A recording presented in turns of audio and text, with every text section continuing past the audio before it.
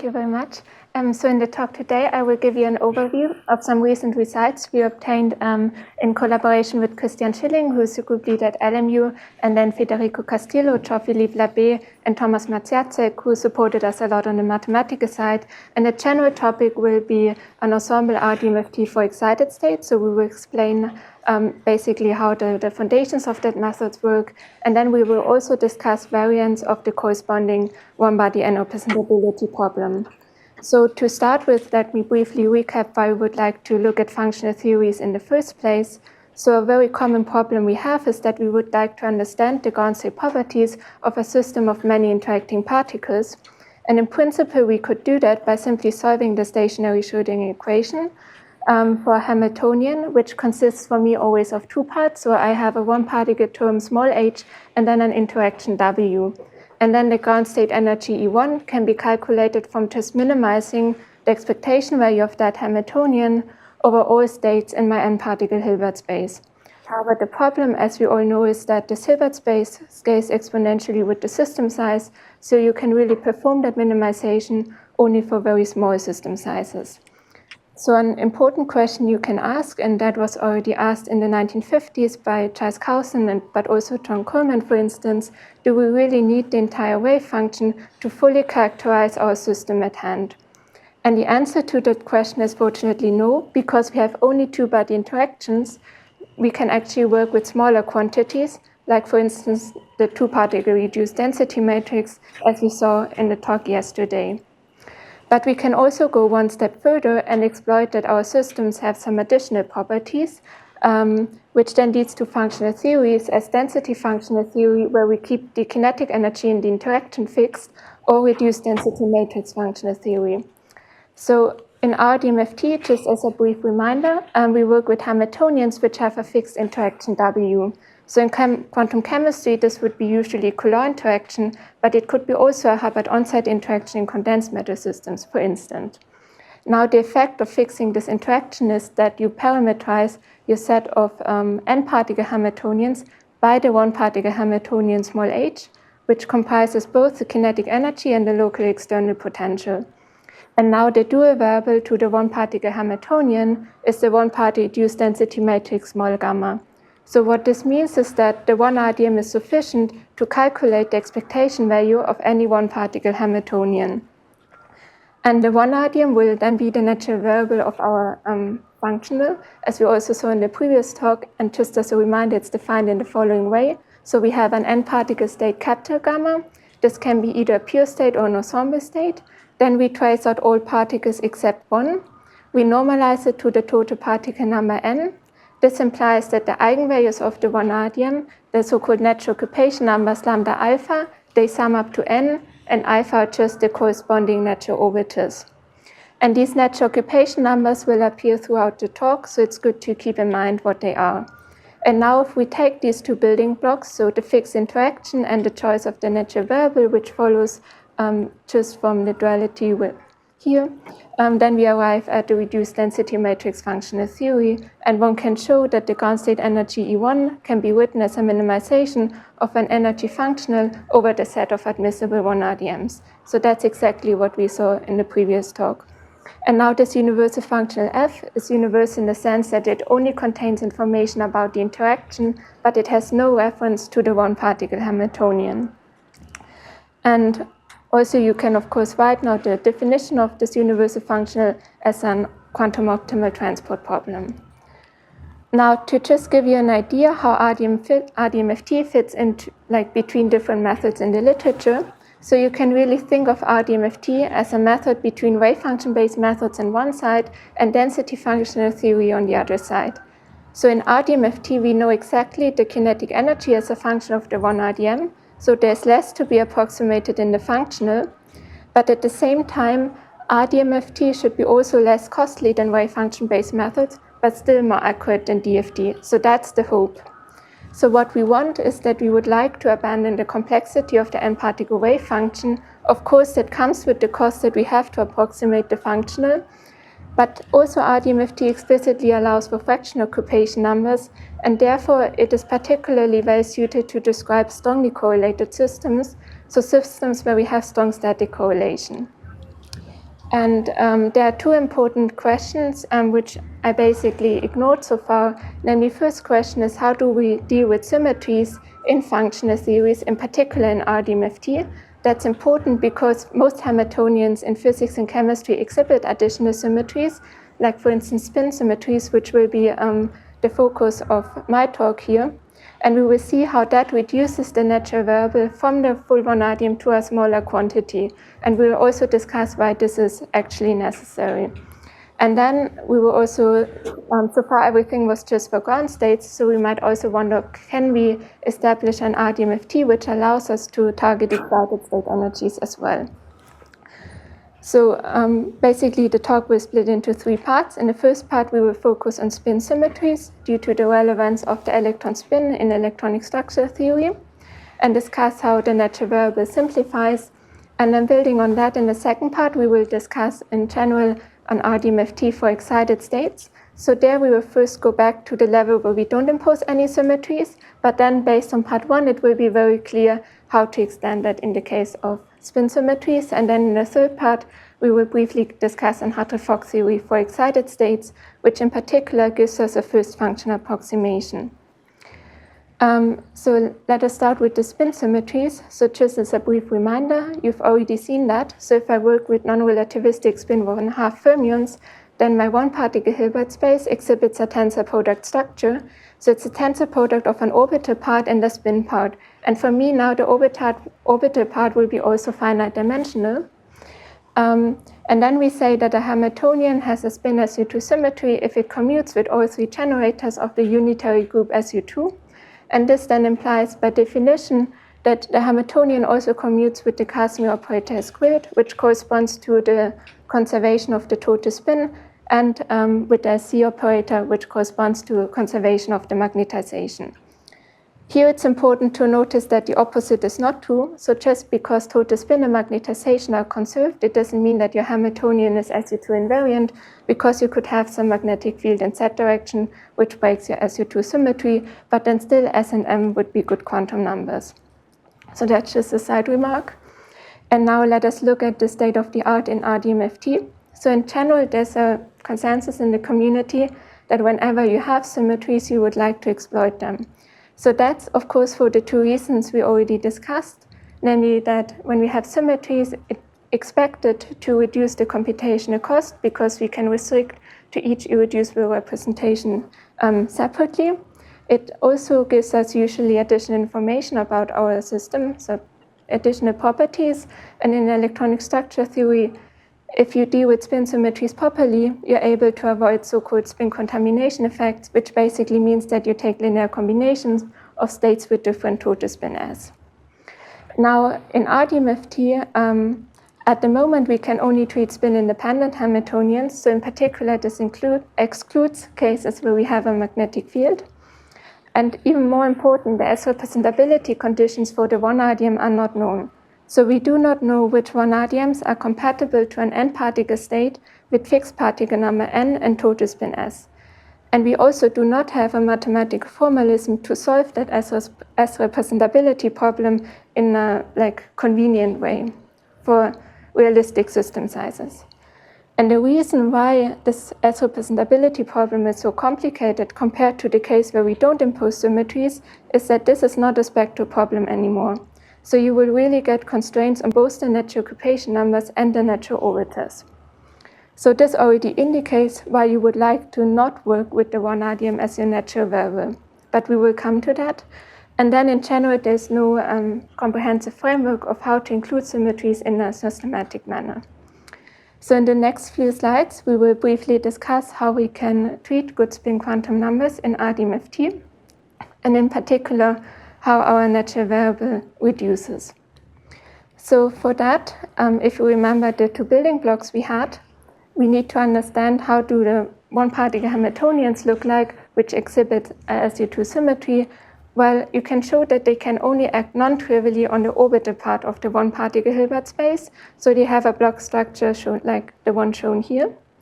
And as a result, the dual variable to these one-particle Hamiltonians is not the full one-radium anymore, but it's the so-called orbital one-radium, which you get from the full one RDM by tracing out the spin degrees of freedom. So if you choose a matrix representation, it would be just the sum of the spin alpha and the spin beta blocks. And if we allow to break SU2 symmetry, then not much changes. You can just get different diagonal elements on the alpha and the beta blocks. And as a result, your dual variable will be the tuple of the orbital 1 RDM and the spin 1 RDM. And the spin 1 RDM is now obtained from the full 1 RDM by tracing out the orbital degrees of freedom. However, the spin 1 RDM is completely fixed by particle number conservation and conservation of magnetization. So in principle, we again end up with the orbital 1 RDM as the natural variable.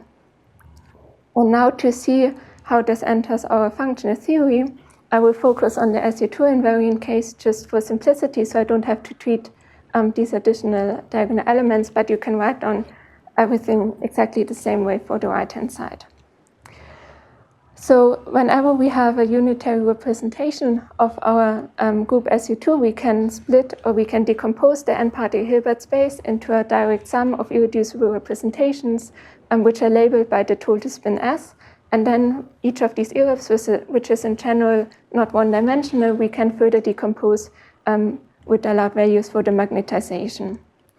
Then the set of pure states we denote by Pn as M.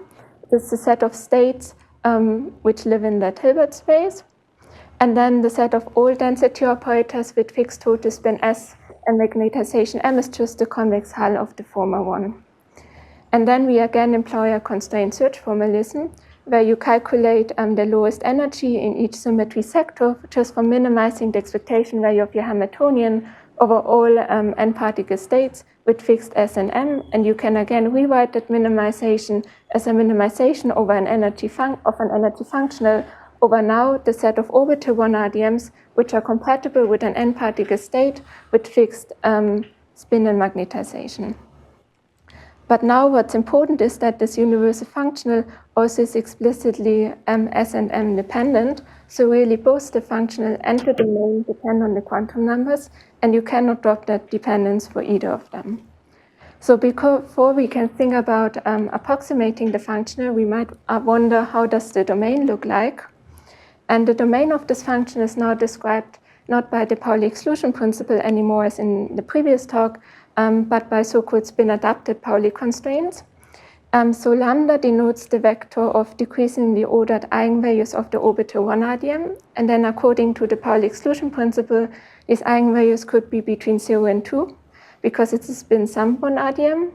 But except for singlets, I have additional constraints which are actually more restrictive than the Pauli exclusion principle. And you can see that these constraints explicitly depend on the total spin. They do not depend on magnetization just because the orbital 1 RDM is a singlet tensor operator. And we can also illustrate the polytopes these linear constraints describe. So that's just a very small example. So I can plot it for 4 fermions in 4 spatial orbitals with total spin S equal 1. Then these configurations just mean that I have 2 fermions in the first spatial orbital, 0 in the second, 1 in the third, 1 in the fourth. And then the spin-adapted Pauli constraints just describe the orange polytope.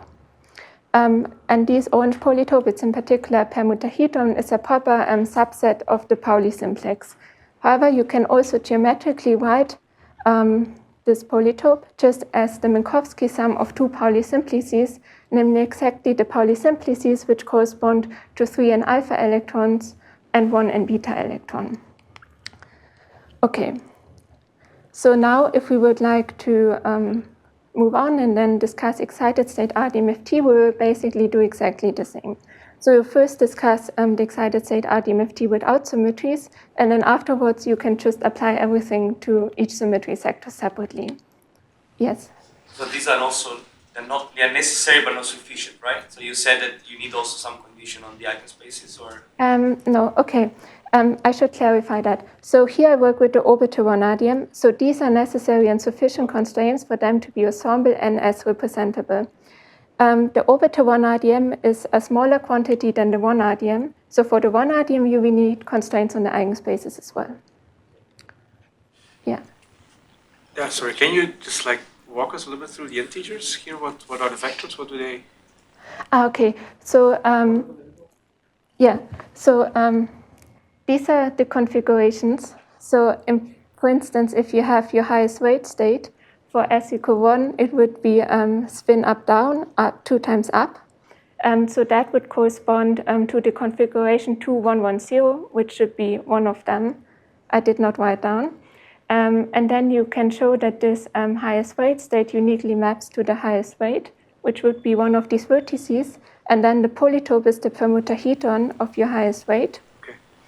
The highest weight, that's sort of like a label of representation. Yes. What is the group of the representation? It's SU2. SU2. So we take the group SU2. Cross SU2, cross SU2. Cross SU2, cross SU2.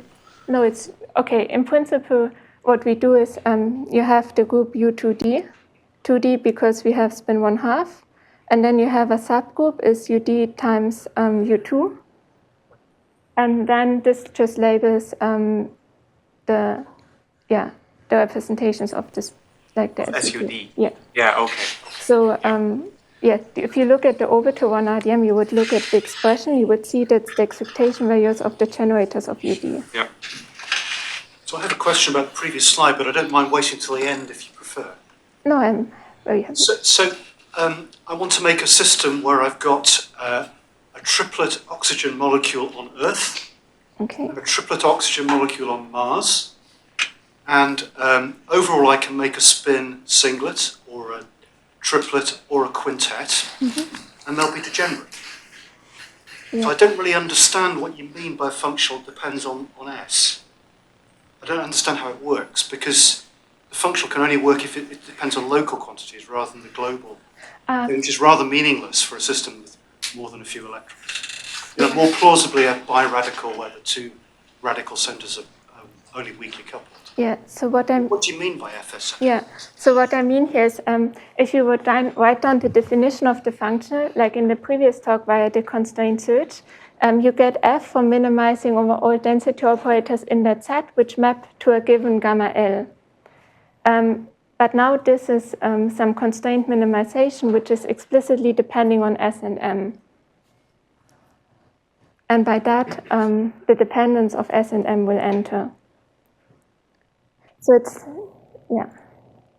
But in the example I gave, I think those spaces are basically the same, except for trivial differences which don't in the end come into play. Yes. So in the energies you get out. Yes. So okay. For instance, if you would have a gamma L, which is representable in both of your cases, and the state space on the n particle level would also be the same, then the functional you would get evaluated at gamma L would be also the same. But I'm not sure. So in my example, would you have the same functional for just one of the molecules, the triplet molecule on Earth, as you would have for the composite? Because you should, right, to get an extensive theory. Yes, I think you would have to impose the extensivity on top. Okay, maybe we can talk afterwards. I just don't understand how it works. But also somehow in your case, if you have, say in the compound system, I have a different particle number n compared to the case where I only have one atom, only on. So then also these sets would be different. So there's also some, in some sense, implicit dependence on n in these functionals, which is, I would treat the dependence on n the same as I would treat the dependence on S and M. Yeah. Okay, so how do we build up the foundations of the excited state RDMFT? Well, the first thing we need is a suitable variational principle, and this will be the so-called GOG variational principle, which was introduced by Hardy-Gross, Oliveira, and Kohn already in 1988. And you can think about it in the following way. So we all know the Rayleigh-Ritz variational principle, where we get the ground state energy E1 by minimizing the expectation value of the Hamiltonian over all pure states. So we can basically have all weights sitting on the lowest energy level. And now we just take some of this weight and we place it on the second lowest energy level. We again minimize the expectation value of the Hamiltonian, but now not over pure states anymore, but over states with fixed spectrum given by these weights W1 and W2. And what we get from that minimization is the weighted sum of the lowest two eigenenergies. And I think you can already estimate how that now generalizes if you have more and more of these non-zero weights. Namely, we always minimize the expectation value of the Hamiltonian over the n-particle states with fixed spectrum.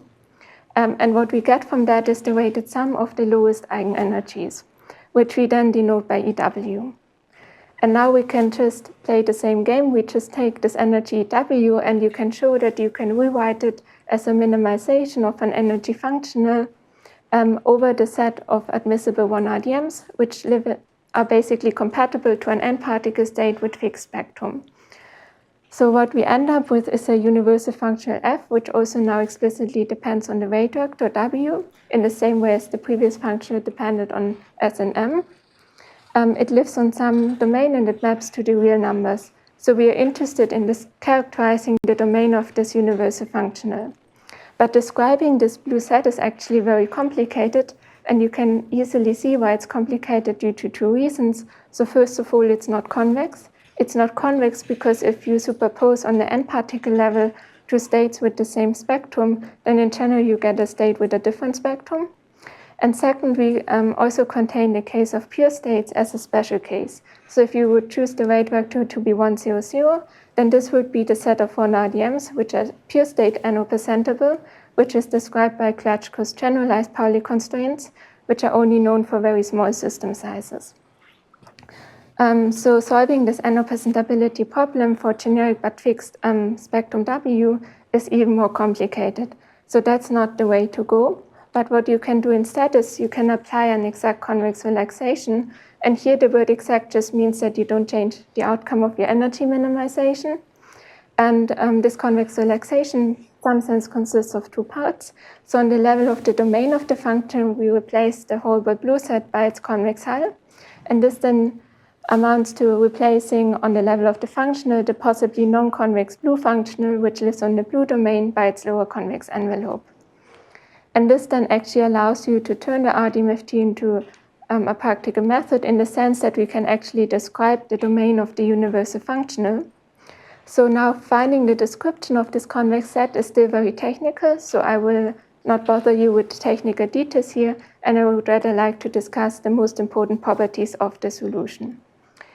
So what we will end up with are so-called spectral constraints, which again describe a spectral polytope.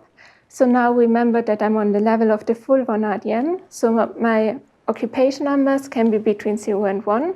That's why I have the configurations here to be labeled by 1, 1, 0, 0. So that's 1 fermion in the first, spin orbital 1 in the second, and the third and fourth are unoccupied. And then according to the Pauli exclusion principle, I could again occupy this entire Pauli simplex. But because I impose a mixture in my system, I'm actually restricted to the smaller blue polytope. And because this is a convex polytope, we can describe it by a finite number of linear constraints, and these are then what we refer to as generalized exclusion principle constraints for mixed states. And these exclusion principle constraints for mixed states satisfy some important property, which I try to illustrate on the next two slides. So here we go from left to right. R is the number of non-zero weights. So R equal 1 just means 1 non-zero weight, R equal 2, 2 non-zero weights, and so on. So for R equal 1, we can calculate the ground state energy. And we remember that if we take on the n-particle level the convex hull of the set of pure states, we get the set of all ensemble density operators. And we know that according to Coleman, it's sufficient to satisfy Pauli exclusion principle. So lambda I and lambda j only have to be between 0 and 1. Now, if I have a second non-zero weight, I still have the Pauli exclusion principle, but I have also an additional constraint. And as a result, the set of admissible natural occupation number vectors becomes smaller. And this is a pattern which repeats to larger and larger numbers of R. So, for instance, for R equals 3, we have again some additional constraints, and as a result, we get a smaller set of allowed natural occupation number vectors. So, in principle, what you can already guess from these pictures is that the more mixed our weight vector W, the smaller these polytopes get. And we can formulate that mathematically in terms of majorization. So whenever a weight vector W is majorized by another weight vector W prime, then the polytope corresponding to W is contained in the polytope of W prime. So this also becomes clearer if we look at the constraints themselves. So for r equal 1, we just had the Pauli exclusion principle. Then for r equal 2, I have this additional constraint cutting at the diagonal, where I sum up the n largest occupation numbers. According to Pauli, this would be lower equal n, but because w1 is positive, this constraint is actually more restrictive. And then for r equal 3, we have again the first two constraints plus one additional one. And this is exactly what we refer to as a hierarchy of these exclusion principle constraints. So whenever you would like to have the constraints for r plus 1, you get the constraints from r plus a finite number of new ones. But these constraints are effectively independent of the particle number n and the dimension d of your one-particle Hilbert space. They really only depend on the number of non-zero weights. Now, if we would like to look at the case of spin symmetries, we would again apply this w-RDMFT to each symmetry sector separately, and then the domain of the universal functional will be described by some spin-adapted version of these constraints. So for r equal 1, we have again the spin-adapted Pauli exclusion principle we saw previously, and then for r equal 2 and r equal 3, we get always again a finite number of new constraints. So the explicit form of the constraints is not important, it's just to show you that we again recover this hierarchy in R, and that now these constraints also explicitly depend on the total spin S, and these weights wi for r larger equal 2. So to summarize, what we saw in the previous slide is that the spin dependence actually implies that the facet structures of these polytopes look different for different total spin S. So here on the left for you, we have a singlet, and then on the right we have a triplet, and basically the different form of the polytopes just comes from the S dependence. So in general, we had an unfeasible side and we had a feasible side. And on the unfeasible side, if we choose the weight vector to be 1, 0, 0, we are working with pure states. And then Klatschko obtained in his breakthrough result the generalized Pauli constraints, which are, however, highly complicated. So solving this N-representability problem, this non-convex problem for generic weight vectors W is even more complicated. Then Coleman showed that if you basically work with ensemble and particle density operators, for one RDM to be ensemble and representable, it's necessary and sufficient to satisfy the Pauli exclusion principle. And what we did is basically just generalize that to generic weight vectors W, and the constraints we obtain are independent of the particle number n and the dimension d of your one-particle Hilbert space. So that's in striking contrast to Klatschko's GPCs, but again in full analogy to the Pauli exclusion principle. And as a result, we can conclude that these constraints really are generalization of the Pauli exclusion principle for mixed states, and they contain the former as a special case. So with that, we are able to describe the domain of the universal functional, and we might now wonder about functional approximations. And this is what brings us to Hartree-Fock theory. And of course, despite in this talk, the Hartree-Fock theory for excited state is motivated by functional theory, I would also like to stress that Hartree-Fock theory is in general very important in different fields of natural sciences.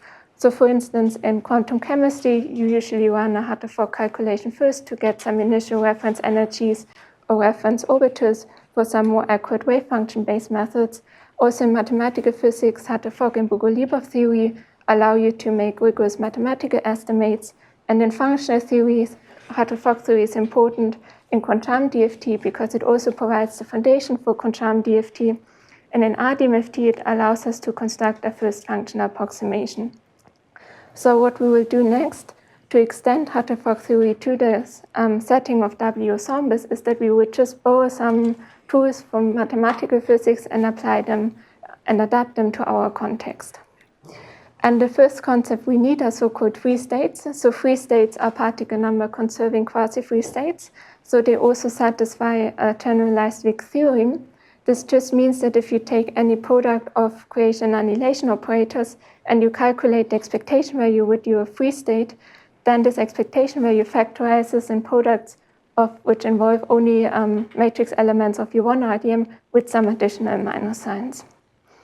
And as a result, these free states, which take the form of one-particle Gibbs states, are in one-to-one correspondence to admissible one RDMs. So for each one RDM, I have a unique free state on the Fock space. That's also illustrated at the bottom. So the gray set here just illustrates a set of all states on the Fock space. And then the non-convex blue set is a set of free states, which contains later determinants as limiting points. That's very important for the future. And then we just intersect this set with hyperplanes of fixed average particle number.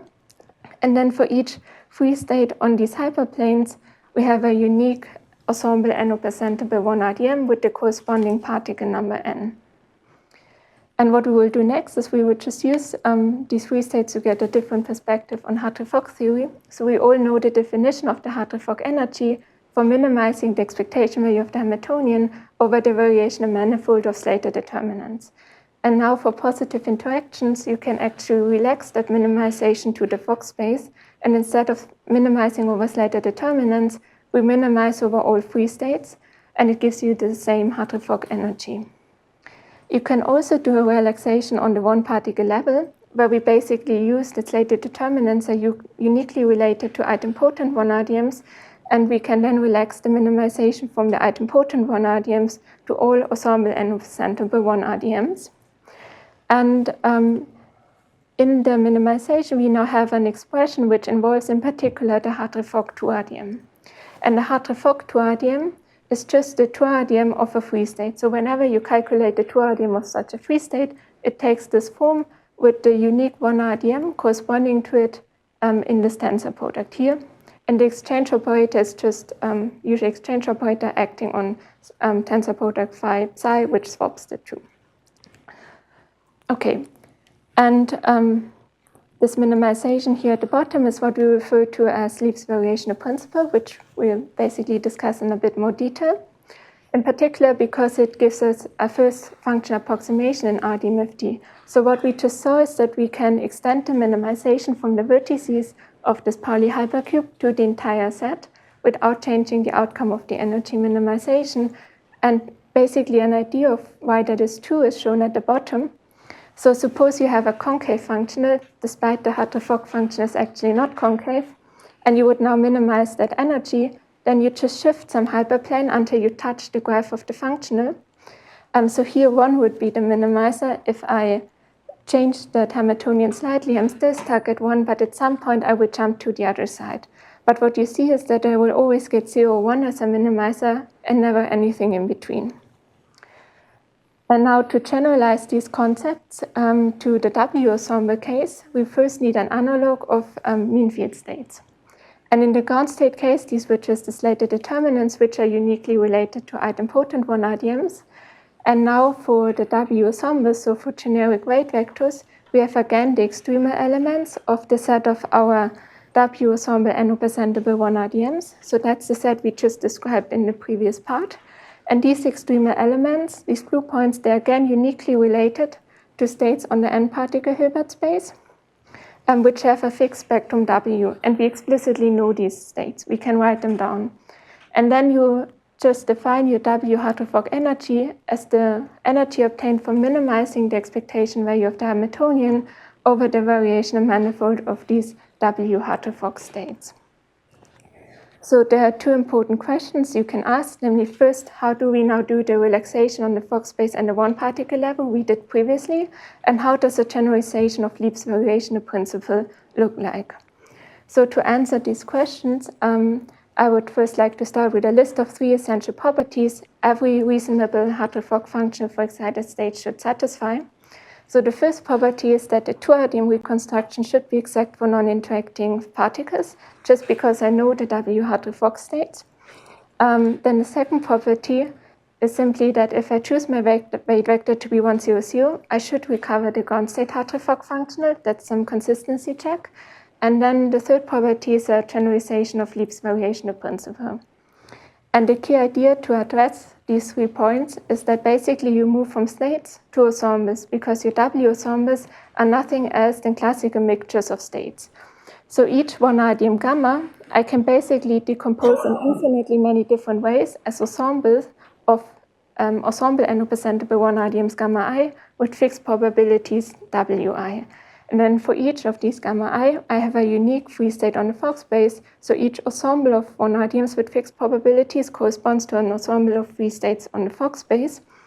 This then gives me my universal functional f, but because I have, of course, many of these ensembles, I will have to minimize over all of them, which give me 1 RDM.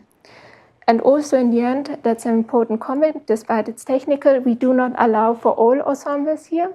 We pick them with some additional technical constraint, which is necessary to satisfy Lieb's theorem, but I will skip the technical constraint here. Okay, so just from the definition, you can already see that this function satisfies the first 2 properties.